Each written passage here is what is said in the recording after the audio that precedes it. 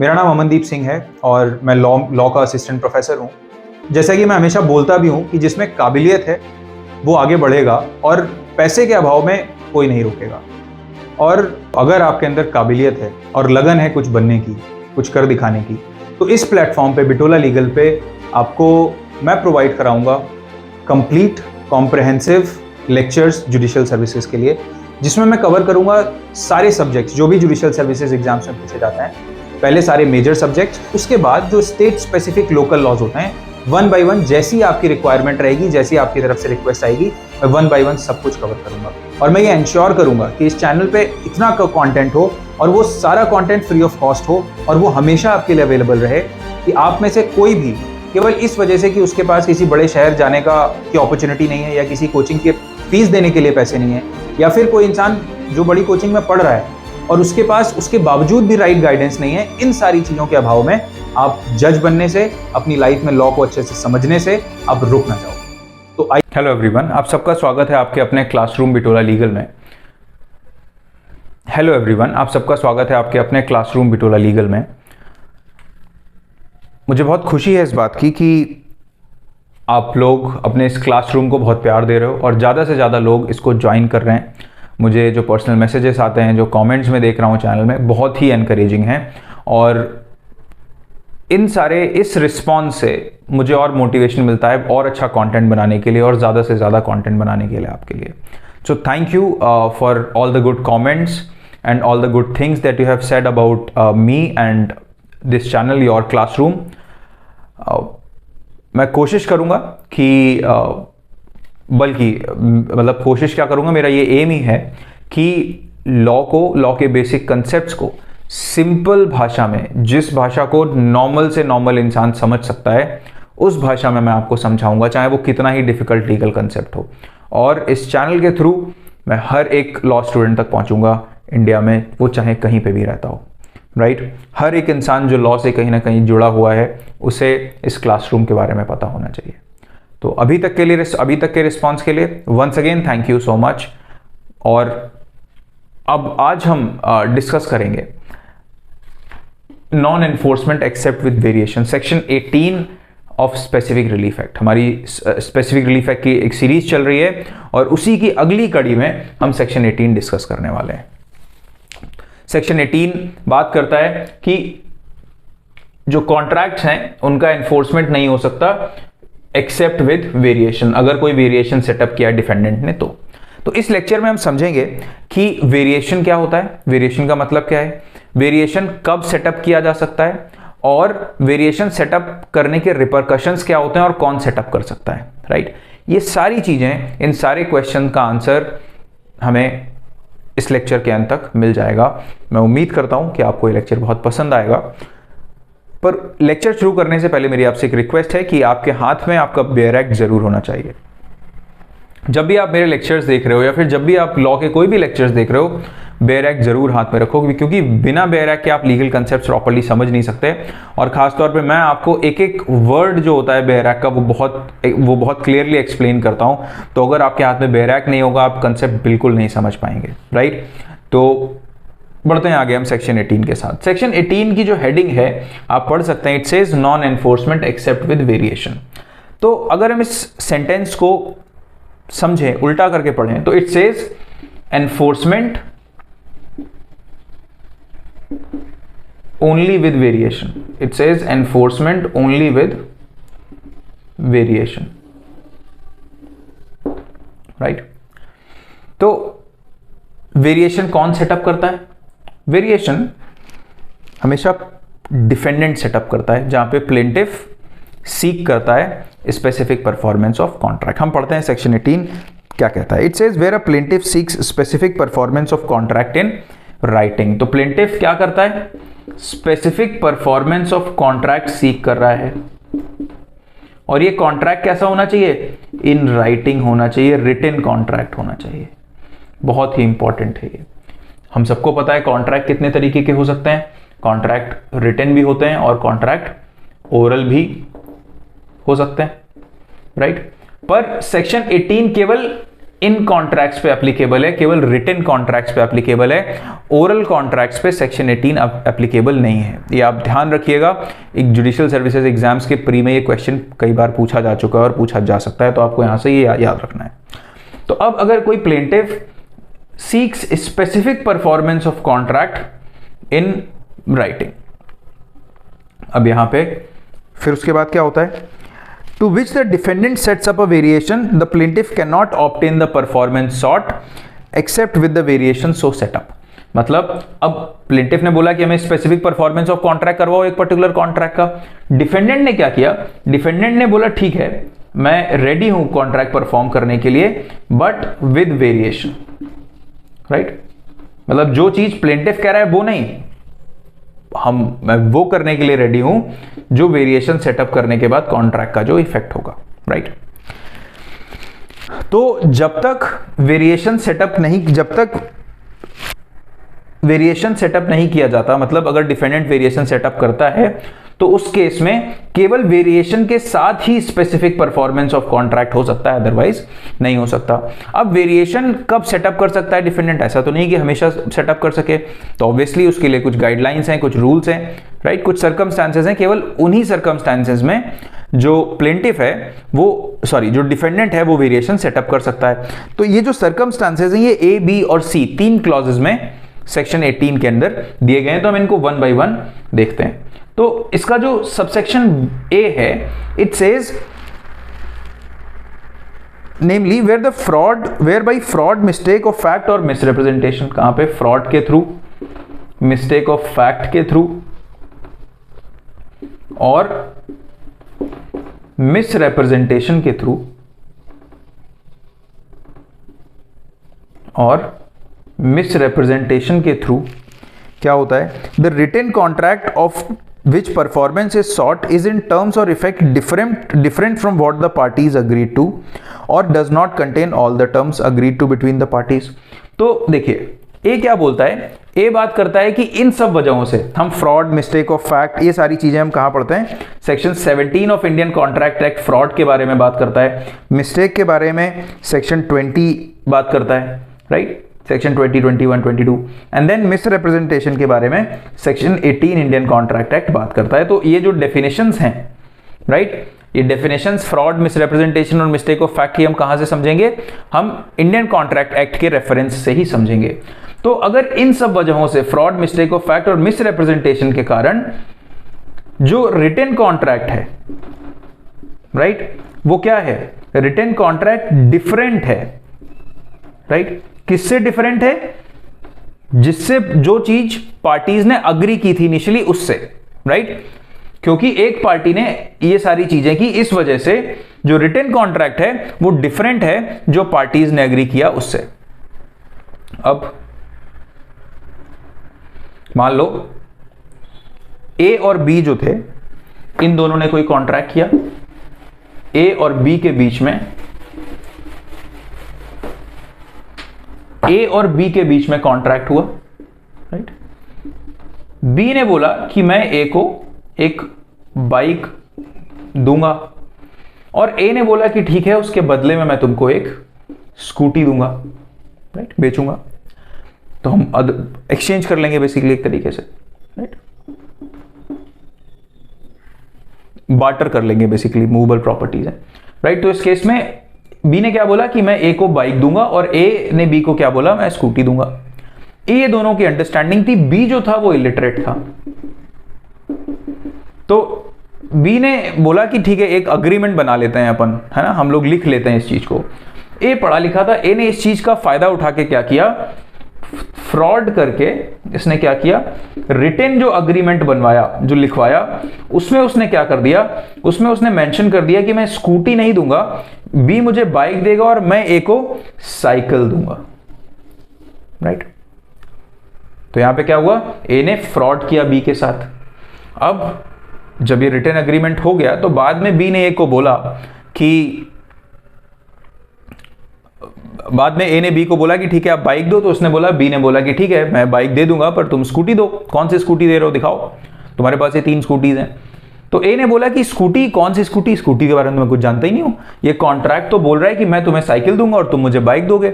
B ने मना कर दिया। क्यों? बी ऑब्वियसली मना कर देगा, कोई भी जो सेंसिबल पर्सन होगा वो नहीं मानेगा। जब बी ने मना कर दिया तो ए ने क्या किया?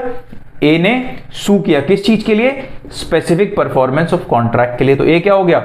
ए प्लेंटिफ है, राइट। अब ये किस चीज के लिए सू कर रहा है? ये सू कर रहा है बी को स्पेसिफिक परफॉर्मेंस ऑफ कॉन्ट्रैक्ट के लिए, जो कॉन्ट्रैक्ट इन दोनों के बीच में हुआ था। कॉन्ट्रैक्ट क्या था? कॉन्ट्रैक्ट था कि बी ए को बाइक देगा और ए बी को, अगर हम रिटन एग्रीमेंट देखें, और ए और बी ए को बाइक देगा और ए बी को एक साइकिल देगा।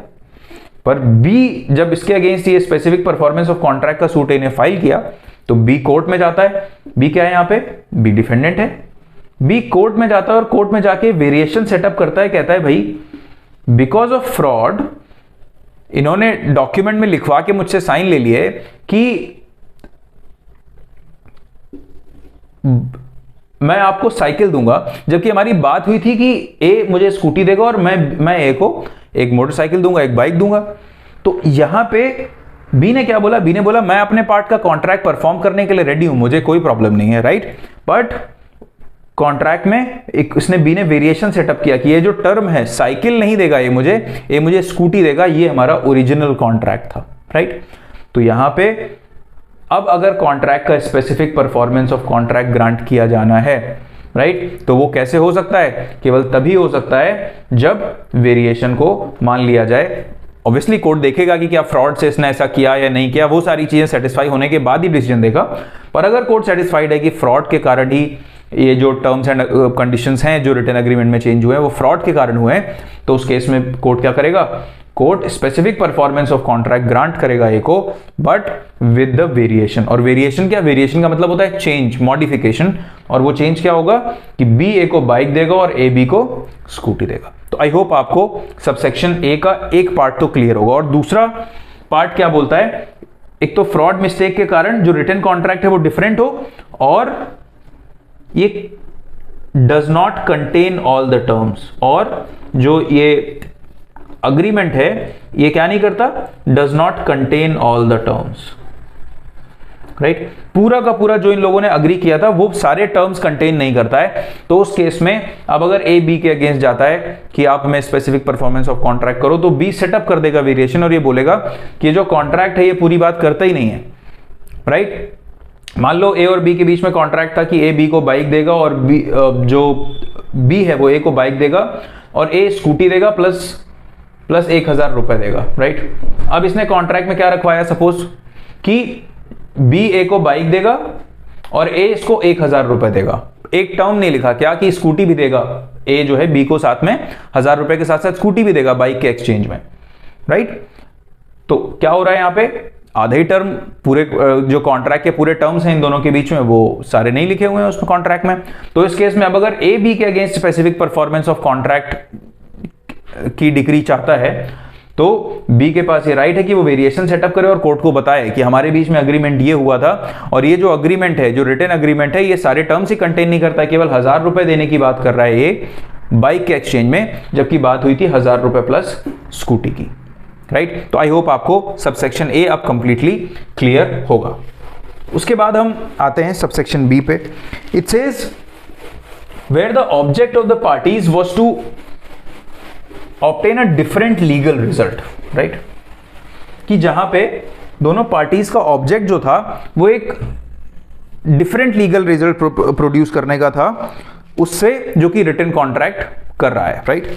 It says where the object of the parties was to produce a certain legal result which the contract is as framed is not calculated to produce, right, subsection B। तो अभी यहां पे क्या है? मान लीजिए A और B, राइट,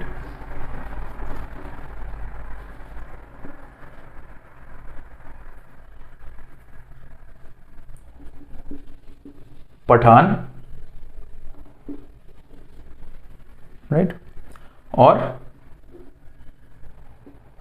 कबीर, इन दोनों के बीच में अग्रीमेंट होता है।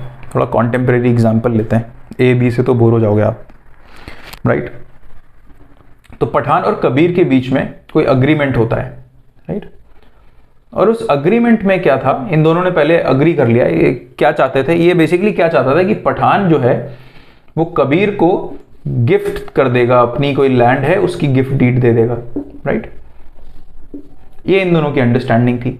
बट एक्चुअल में जब ये अग्रीमेंट हुआ इनके बीच में, तो उसमें एक तरीके से ये आ गया कि जो पठान है वो क्या करेगा, कबीर को प्रॉपर्टी ट्रांसफर करेगा, पर उसके बदले में 3 करोड़ रुपए लेगा।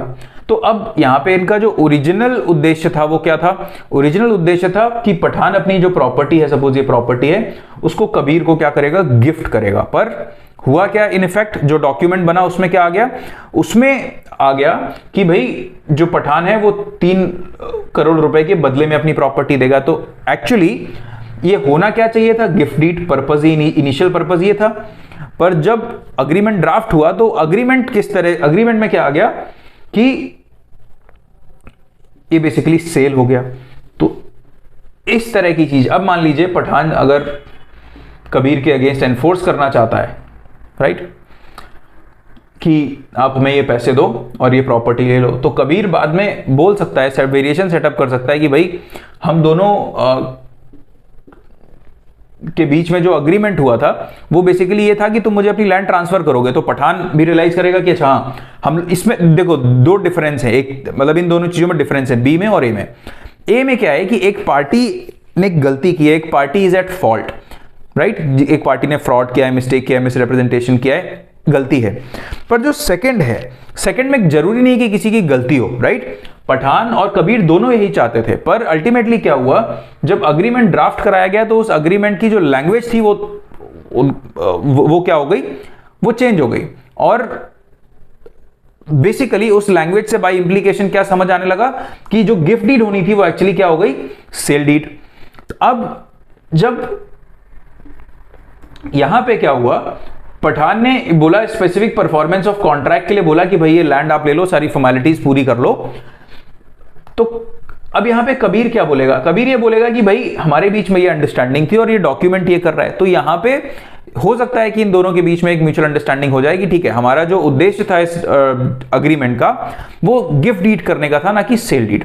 तो यहां पे क्या होगा, पठान को स्पेसिफिक परफॉर्मेंस ऑफ कॉन्ट्रैक्ट मिल जाएगा, बट विद वेरिएशन जो कि कबीर सेटअप करेगा।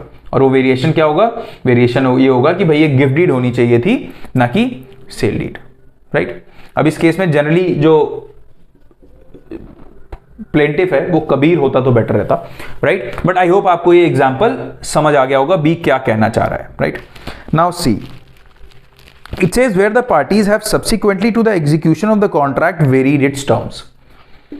अब ए और बी, राइट, तो इन दोनों ने क्या किया, वापस अपन ही बी पे आ गए, बहुत इजी लगता है मुझे ए एंड बी, राइट। तो ए एंड बी ने क्या किया, एक और, अब ये किसकी बात हो रही है, सी की बात हो रही है। ए और बी के बीच में कोई कॉन्ट्रैक्ट था और कॉन्ट्रैक्ट में क्या था कि ए बी को कार देगा और बी उसके बदले में क्या करेगा, इसको 5 लाख रुपए देगा, राइट। दोनों के बीच में कॉन्ट्रैक्ट हो गया। पर फिर क्या किया इन्होंने, इस कॉन्ट्रैक्ट का नोवेशन कर दिया इन्होंने। नोवेशन क्या होता है, राइट, नोवेशन होता है varying the terms of the contract, varying the terms of contract. हम section 62 of Indian contract act में, section 62 of Indian contract act में हम नोवेशन पढ़ते हैं, राइट। तो नोवेशन का मतलब क्या है कि मान लीजिए ए और बी ने ये कॉन्ट्रैक्ट किया था, बट फिर बाद में इन्होंने क्या किया, कॉन्ट्रैक्ट के जो टर्म्स थे वो चेंज कर दिए। जब टर्म्स चेंज कर दिए तो ऐसा हो गया जैसे कि कुछ जो पुराना कॉन्ट्रैक्ट था that is replaced by a new contract, वो पुराना कॉन्ट्रैक्ट खत्म हो गया, उसकी जगह नया कॉन्ट्रैक्ट आ गया। तो अब यहां पे मान लो इन दोनों ने पहले जो कॉन्ट्रैक्ट किया वो ये था कि ए बी को कार देगा और बी ए को क्या करेगा, 5 लाख रुपीस देगा, ये ओरिजिनल कॉन्ट्रैक्ट था। बट बाद में इन दोनों लोगों ने क्या किया, इन दोनों लोगों ने चेंज कर दिए terms of contract. Terms of contract क्या चेंज हो गए, टर्म्स ऑफ कॉन्ट्रैक्ट ये हो गए कि ए बी को कार देगा, पर बी ए को क्या करेगा, 5 लाख रुपए नहीं 3 लाख रुपए देगा, राइट। तो यहां पे कॉन्ट्रैक्ट चेंज हुआ। तो अब अगर ए स्पेसिफिक परफॉर्मेंस चाहता है, right, a specific performance of contract, अब मान लीजिए ए कोर्ट में जाता है, ए क्या बनता है, प्लेंटिफ, और क्या करता है ये स्पेसिफिक परफॉर्मेंस ऑफ कॉन्ट्रैक्ट के लिए फाइल करता है कि भाई हमें बी हमसे कार ले और हमें पैसे दे। तो ए अब क्या कहना चाहता है, जो ओरिजिनल कॉन्ट्रैक्ट था, ए बोल रहा है कि मैं इनको कार देने के लिए रेडी हूं, मुझे 5 लाख रुपए देने चाहिए। तो बी यहां पे क्या बोलेगा, बी बोलेगा कि भाई कॉन्ट्रैक्ट हम लोगों के बीच में जो था उसके जो टर्म्स हैं वो चेंज हो गए हैं, कॉन्ट्रैक्ट वेरी हो गया है, पहले से जो टर्म्स थे वो अब टर्म्स बदल गए हैं, तो इसलिए मैं कार लेने के लिए रेडी हूं, स्पेसिफिक परफॉर्मेंस के लिए रेडी हूं, बट पहले 5 लाख रुपए था, पर अब 5 लाख रुपए नहीं, जो हमने टर्म्स ऑफ कॉन्ट्रैक्ट हमारे बीच में चेंज हुए उसके हिसाब से मुझे बी को क्या करना है, 3 लाख रुपए पे करने हैं। तो अब ए जो है स्पेसिफिक परफॉर्मेंस ऑफ कॉन्ट्रैक्ट चाह रहा है, पर बी ने क्या करा, बी डिफेंडेंट है यहां पे, बी ने क्या करा, एक वेरिएशन सेटअप कर दिया।